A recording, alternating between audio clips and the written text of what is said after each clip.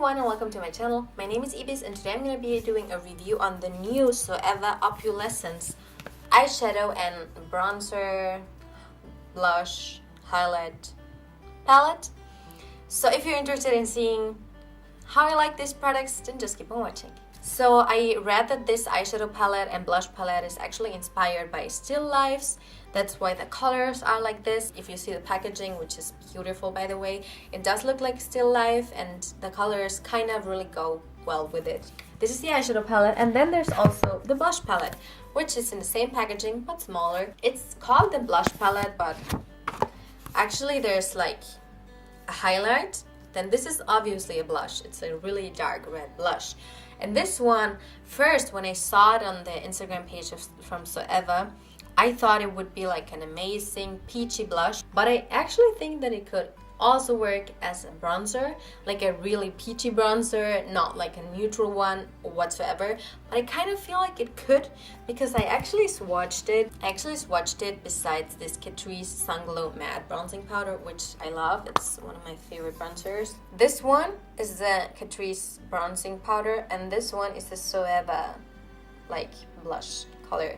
So you can totally see that it is a little bit too peachy. It's just a little bit too peachy, but I still want to try it out as a bronzer. I still want to see if I can make it work as a bronzer, because I feel like if you could make it work as a bronzer, this palette would be amazing. So I already have foundation and powder on, so I think I'm gonna start with the face powders. So first I'm going to apply the highlight. I like to apply my highlight first with a brush like this one here. This one's by e.l.f. Cosmetics. It's a blush brush, but it's an amazing brush for highlight. And then I'm gonna go in with another one to do it more precisely. It's a really interesting color for highlight that I haven't seen ever, I think, because it is kind of I mean, you can see it on my hand. Maybe can you see it? It's like beige, but it does give a little bit of a champagne color reflection on my chin, a tiny little bit on the forehead. And for the nose, I'm gonna use a smaller brush. But first impressions is a really nice highlight. I really like it. Now let's go in with the bronzer or the blush that I'm gonna use as a bronzer. I don't know yet. I think I actually read somewhere that they even said it was a bronzer. It doesn't look that bad, right? And it's not that pigmented, so you kind of have to go in more often than with a regular bronzer, I feel like.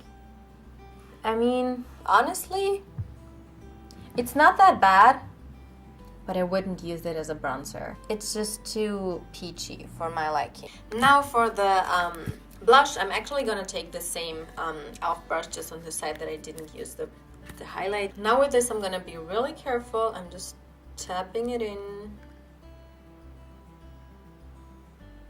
Damn it, that was a lot.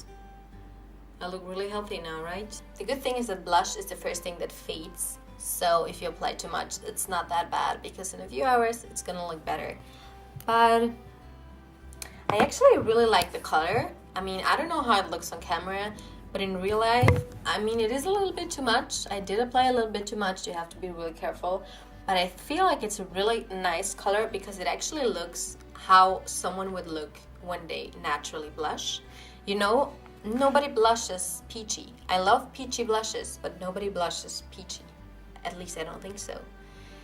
But most people blush a little bit of a reddish, pinkish color. And I feel like this color is really good for that kind of natural looking flush to the face. Now I'm gonna go in with smaller brush like this and go into the highlight again. I do like it actually. I don't know how I look. I feel like I look really crazy on camera right now.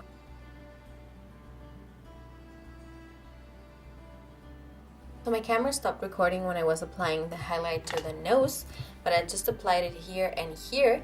And then I noticed that the highlight on my nose, mostly on this part here, when the light doesn't hit that part, it does create a shadow there. Because the highlight has like a beigey, kind of a little bit of a grayish on it tone. I feel like this palette, even though I really like it and I will still use it, is kind of a funny mixture of colors. I feel like maybe they could have made the highlight less grayish so that it would not create a shadow on the face. And I would actually skip this one and just put a bronzer in it, because even though the color is beautiful, I feel like because of the color arrangement, it looks a little bit like there could be a bronzer in here, and then this palette would be a go-to palette for a lot of people. I'm a little bit like, about this palette. I feel like on one hand, it's really unique. It's something that I have never seen before. I haven't even seen a blush like this in a long time, because I feel like peachy blushes are like what everyone wears right now, me included. So I like it, but there's some things that I don't like that much. Now let's go on with the eyes. I always prime my eyes when I use eyeshadow because I have first really oily skin and really oily eyelids, as you can probably already see. And secondly, I have a little bit of a hooded eye, so if I don't prime them, everything will crease. So I'm just going to prime my eyes how I would normally. Looking at this palette, because there is no like transition colors and not even matte colors beside this one, I feel like I needed another like palette. So for transitioning colors, I'm gonna be using the ZOEVA Caramel Melange palette. It's this one. I'm gonna be using these three ones to like, one of these three ones I'm gonna be using for a transition. So now I'm gonna go in with the color Koh-i-Noor. Don't know if I'm pronouncing that right.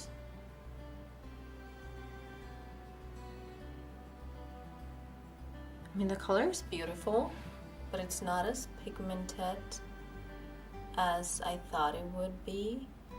I feel like maybe with a little bit of Fix Plus.